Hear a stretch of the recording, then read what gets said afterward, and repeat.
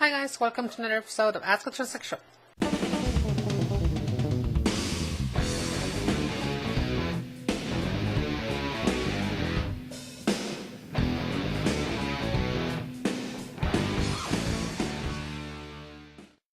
I'm eating a hard candy. Actually, it's licorice, so that's why I'm so silly when I speak right now. First question. Did you know that you were a transsexual first time you slept with a girl? Did it seem weird or wrong? No? Well, the first time I had sex with a girl wasn't really that great, to be honest, because I was nervous. So first I had a hard time getting it up, and once I got it up, I had a hard time keeping it last. Because you get so aroused when you're young that, like, you could have sex like 5 times in a row, but every time it's gonna be quite short.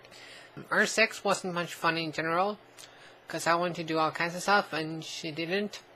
So I had a lot of thoughts going on in that age. I was 15, which also is the legal age in Sweden, if anyone is wondering.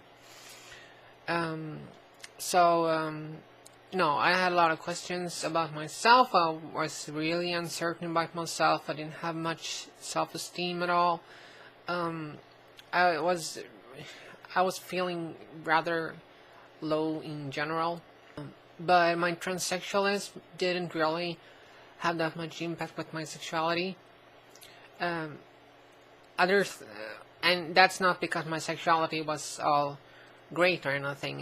It wasn't at all. But I had a lot of issues with other kind of stuff, like the BDSM part. All my fantasies involved force and being taken advantage of and stuff like that. That really made me feel that I was weird in all kinds of ways.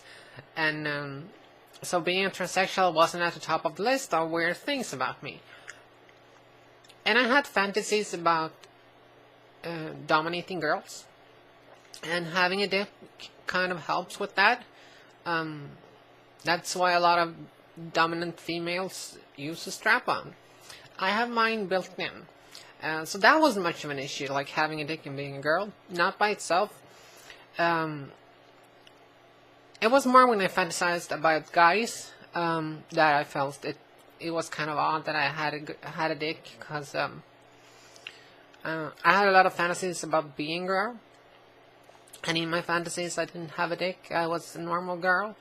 Then I got older and things felt more into place, but was still kind of weird. I had accepted that I was a sadomasochist. All my fantasies about rape and stuff like that, I had come to terms with it. I've learned that there are ways you can have that kind of sex and have it safe and have limits and have fun and not actually being raped or anything. Doing it in a constructive way, if you will. So that was kind of sorted out, but it was still a transsexual part of me. I wasn't sure about what I was. The fantasies I've always had about being a girl just grew stronger. I couldn't get rid of them. I didn't really want to get rid of them because they were much better than anything else. My life was kind of miserable in all kinds of ways. My parents divorced. I did not have much self-esteem. And then I started my like... well, at some point I just decided that, okay, I'm living in a new town. Nobody knows me here. These fantasies, these thoughts about being a girl, they don't go away. So I decided that I was going to try it out. So I did. I changed my wardrobe and I started referring to myself as Hannah. I eventually changed my name legally. And I got to see the specialist talking about this kind of stuff, and they gave me a diagnosis after about 9 months or so. I was a transsexual. And then things fell into place more and more. As things progressed, I started taking hormones. I felt much better. Uh, a lot of my low self-esteem vanished. I got a lot of good attention from people, both women and men. Um, I felt at home in my own body as I turned more female.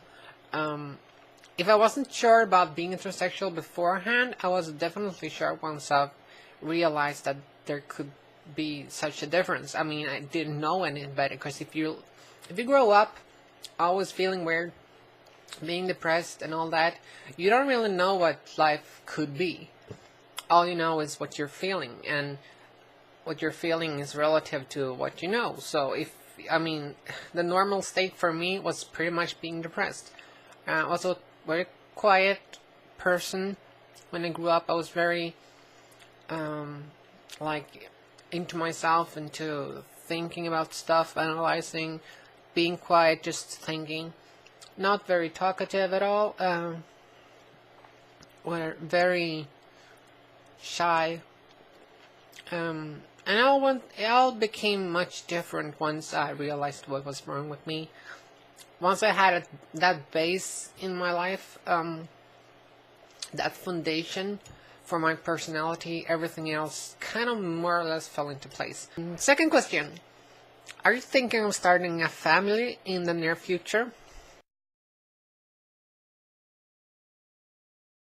No. Um, the kind of family that I have right now is my dogs, my cats, and the friend that I'm living with.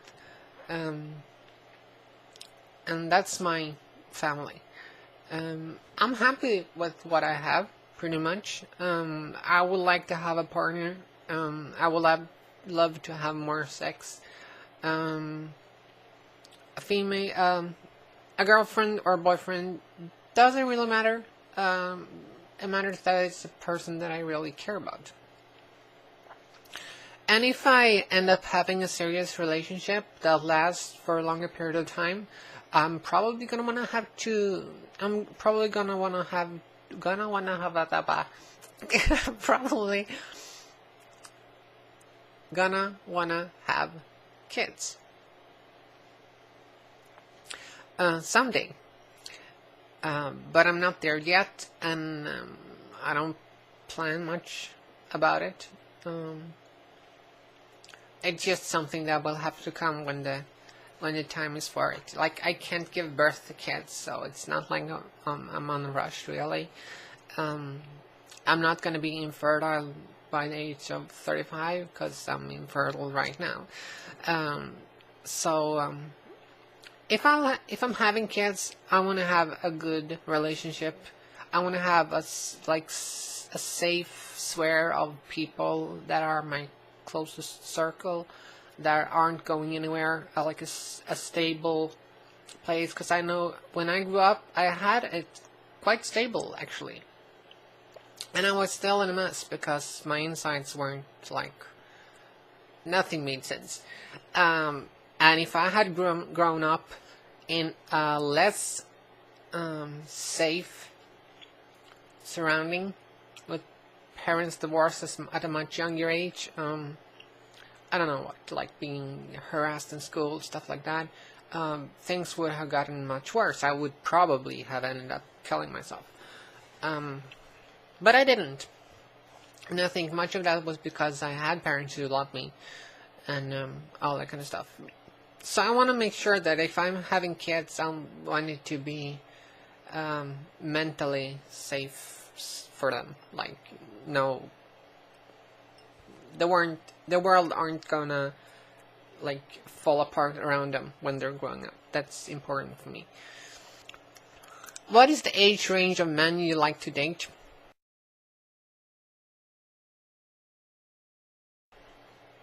Well, younger guys aren't usually ready to settle down. So the guys that I feel that I most likely will like have a good chance of starting a serious relationship with are usually about the age of 30. and mostly not above the age of 35, because older guys usually aren't attractive to me. Guys are mostly attractive in the age of 25 to 35, I think. So that's pretty much the range I'm looking for. But there are exceptions, of course, and there are more factors to take into consideration. A lot of my attraction and my turn-on sexually aren't about the visual so much. It's much more about the psychological part of it, the domination and all that kind of stuff. And if a guy makes me walk on clouds with that kind of stuff, his age, even if he's older, won't matter that much. But I mean, within a reasonable age. I think dating somebody that would be like the age of my dad, which is like 55, that would probably feel odd. So yeah, that's not happening. That's 3 questions while eating candy and with 2 dogs entering. So I'm actually getting off to a second interview soon. After playing with my dogs, apparently. Yes, that's how it is. Second interview for another job. So wish me luck, guys, and take care. Bye bye.